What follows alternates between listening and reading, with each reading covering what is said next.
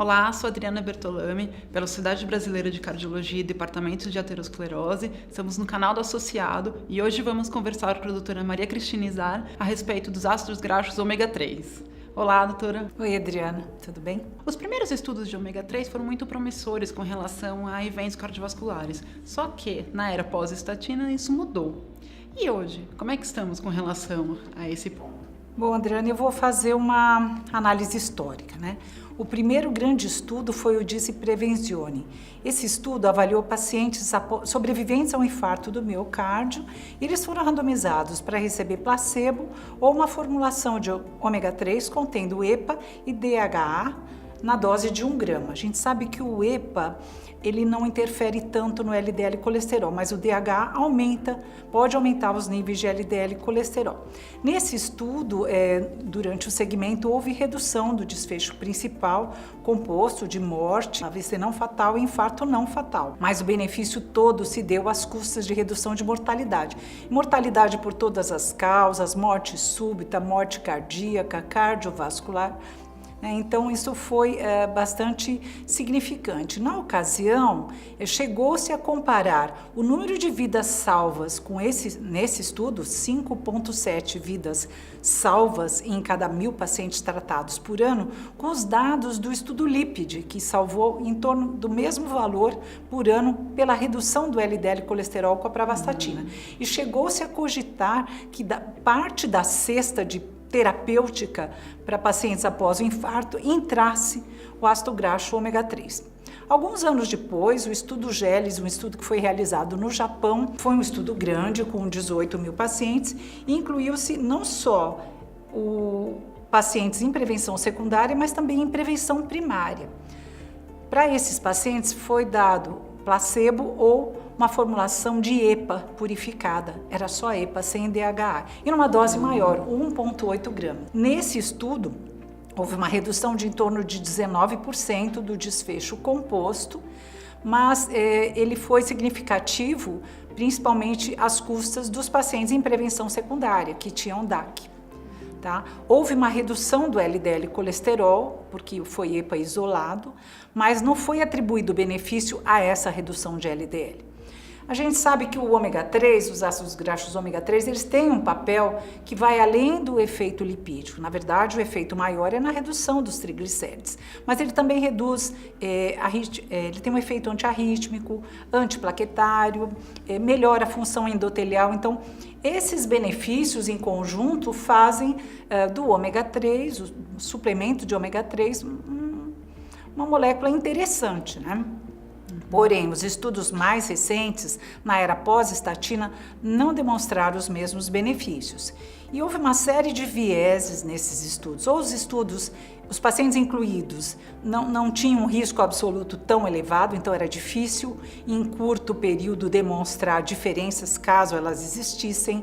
Um outro aspecto foi que o braço placebo recebia alguma forma de ômega 3, seja da dieta, porque eles comiam mais peixes de águas frias, ou eles compravam no balcão suplementos de ômega 3. Então, houve uma série de vieses nesses estudos e eles realmente não demonstraram benefícios na redução do risco cardiovascular.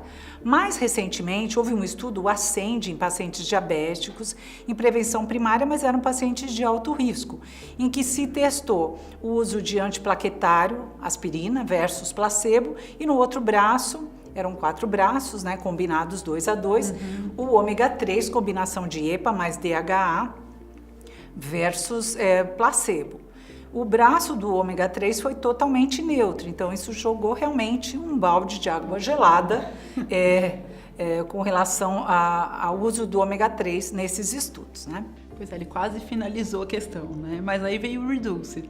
Aí veio o Reduced, que eu acho que foi um estudo melhor pensado, porque qual é o paciente que se beneficia de um suplemento que reduz triglicérides, né? Então, aqueles que têm triglicérides elevados. Então, o Reduced foi um estudo também grande, com mais de 8.000 pacientes, ou eles estavam em prevenção secundária de alto risco, ou eles eram diabéticos, e tinham que ter os triglicéridos triglicérides entre 135 e 499 e o LDL entre 41 e 100 miligramas por decilitro, já em uso de estatinas.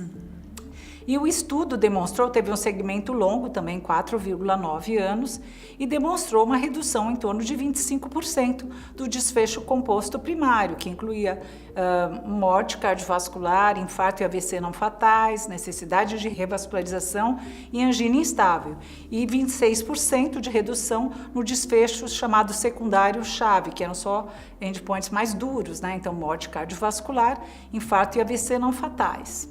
Foi uma resposta muito importante. Sim. A quem você atribui esse benefício? Então, o que foi observado é que os valores de LDL não foram os responsáveis pelo benefício do efeito. Então, postula-se que essas outras ações benéficas dos ácidos graxos ômega 3 possam ter tido um papel. Foi interessante que houve um aumento significativo de episódios de fibrilação atrial nesse estudo. Não se soube explicar exatamente qual seria o mecanismo, até porque eles são tidos como antiarrítmicos, né? E uma outra coisa importante, como eles têm efeito antiplaquetário, não houve aumento de sangramentos, não diferiu do grupo placebo. Então, existe um outro estudo que está ainda em andamento que irá confirmar ou não se os ácidos graxos ômega 3 poderão ser incorporados à terapêutica, especialmente na prevenção secundária dos pacientes e em pacientes de alto risco. E tem alguma diferença na formulação da medicação usada no Reduce-It? Isso foi super importante, porque na verdade, nesse estudo foi usada uma formulação de EPA altamente purificada, é o icosapentaetil, que é um éster, né, do EPA, e ele tem propriedades então diferentes do outro EPA, ele é mais purificado.